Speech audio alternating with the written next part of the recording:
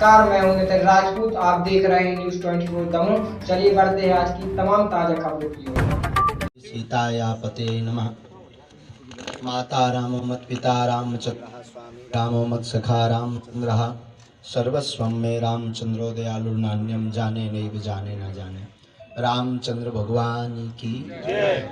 बागेश्वर धाम की, सद्गुरु भगवान सन्यासी बाबा की जय। आज बुंदेलखंड के इस पावन स्थल दमोह में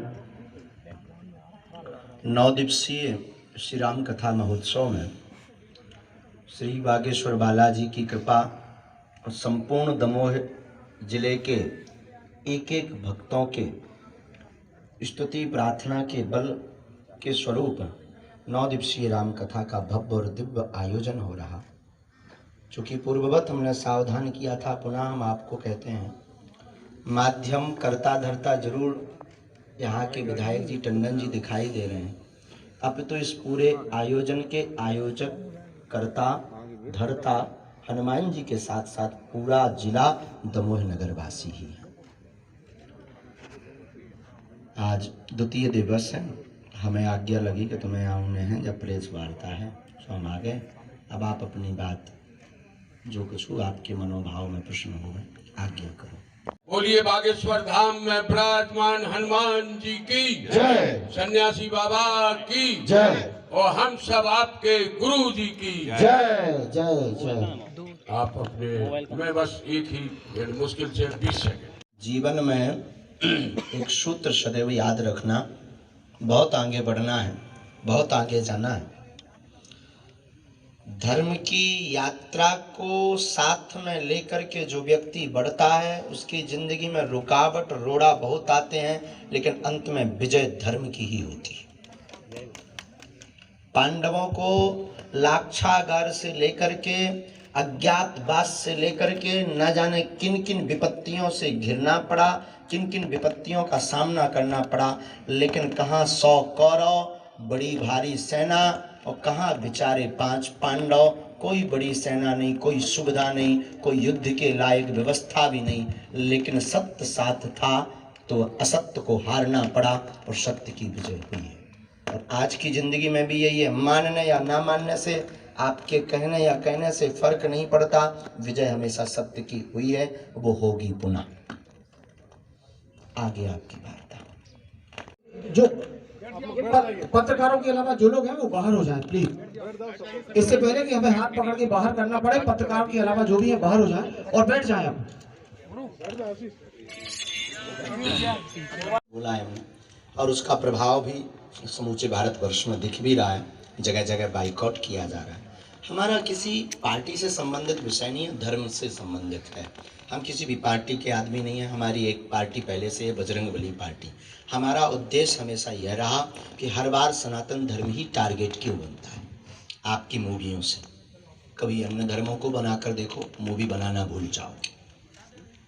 हम लोग इतने दयाभावी हैं, हम लोग सब सरल हैं, भोले लोग हैं, इसलिए बार बार हम कोई टारगेट बना लेते हैं। इस पर यही प्रतिक्रिया है, कायदे में रहोगे तो फायदे में रहोगे। अब वो करेंगे तो हम बताएंगे, वो तो प्रेरणा के ऊपर है, वो तो फिलो अलग है। हमें तो कौन हमारे प्रायोजक थोड़ी होता, हम अगर सोच भी लइए वो तो फिलो की बात है, भीतर से हम कान लग जाए, हम फिर आज्ञा दे दे। गुरुजी, आपके दृष्टिकोण से क्या बुंदेलखंड अलग राज्य होना चाहिए?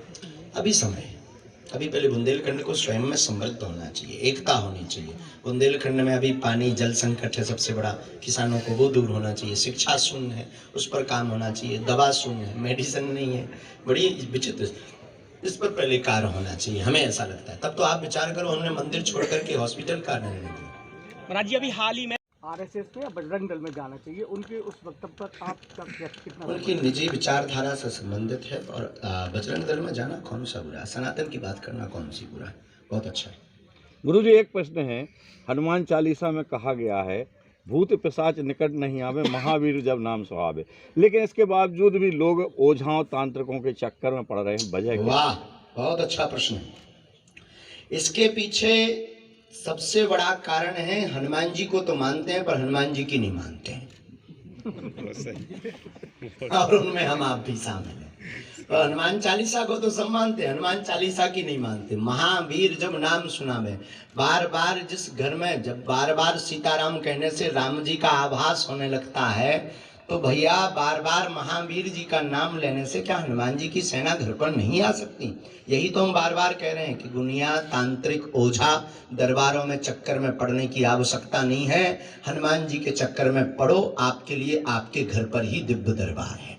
गुरुजी जैसा देखने में लगाने वाला आता ही नहीं है साहब। हमारी अर्जी मान लें आपके देश। बिल्कुल आपकी अर्जी मानेंगे और आप दरबार में इस भाव को लेकर जरूर बैठिएगा। हम अपनी तरफ से प्रतिदिन अर्जी लगाते हैं विश्व में सुख शांति हो और आगामी समय में जो स्थितियां हैं वो पुनः विचित्र स्थितियां बनेगी। अति गंभीर तो नहीं पर थोड़ा सा विचलित करेंगी मानवता को। एक बात कहने पे तुरंत जी, लेकिन इसके बाद भी दमोह में गौ हत्या अभी भी निरंतर जारी है। इसके लिए प्रत्येक आपको जगना पड़ेगा। हमें लगता है आप लोग चुप हैं, इसलिए ऐसा। हम तो 9 दिन के लिए आए, आपको तो हर दिन यहाँ रहना है। और प्रत्येक पत्रकार बंधु ये आज ही प्रण ले ले कि गौ हत्या नहीं होने देंगे। और पीछे पड़ जाए उन लोगों के, माझी याद आ जाएगी, उन्हें नानी याद आ जाएगी। जी अभी हाल धर्मांतरण और हिंदू मतों में लगातार तोड़फोड़ की जा रही है। जी ये दुर्भाग्य है।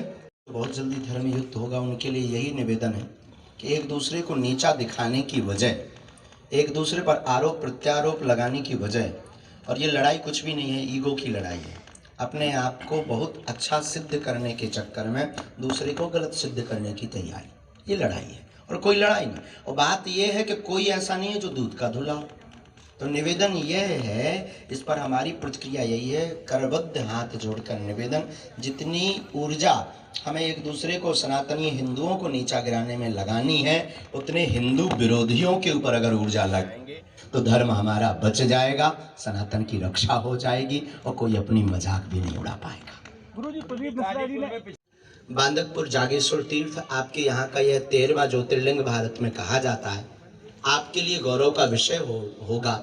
तो अपने नाम को बढ़ाने के चक्कर में कि हमारा नाम रोशन हो तभी हम करवाएंगे, इस बात को मिट्टी में डालकर कैसे भी भोले बाबा का नाम बढ़ जावे और हमारी बात रह जावे, इस पर आप कोशिश करना। सबसे जो भी पार्टी के लोग हैं सबसे निवेदन है कि आपके पास बल सत्ता है तो कृपा करके आप जो है वहाँ का अतिक्रमण हटाकर वहाँ पर भोले बाबा की दिव्य और भव्य नगरी बनाने की तैयारी करो।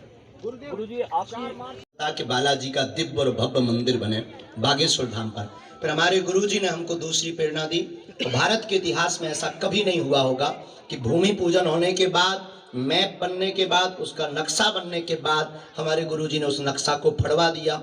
लगभग 2 से 3 करोड़ का पहले मंदिर का निर्माण हो रहा था। अब पूरे मध्य प्रदेश में सबसे बड़ी दिक्कत, बुंदेलखंड में सबसे ज्यादा दिक्कत है, एक बीमारी की दिक्कत है जो हर 6वें और 7वें व्यक्ति को है। गरीब व्यक्ति दवा नहीं ले पाता, टाटा मेमोरियल जा नहीं पाता, अंततोगत्वा उनकी मौत हो जाती है। परिणाम अंततोगत्वा भयावह होता है।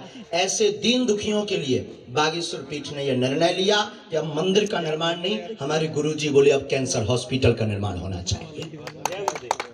लगभग 300 करोड़ की लागत से कैंसर हॉस्पिटल बनेगा और प्रत्येक दीनहीन को न्यून दर पर दवा प्राप्त होगी।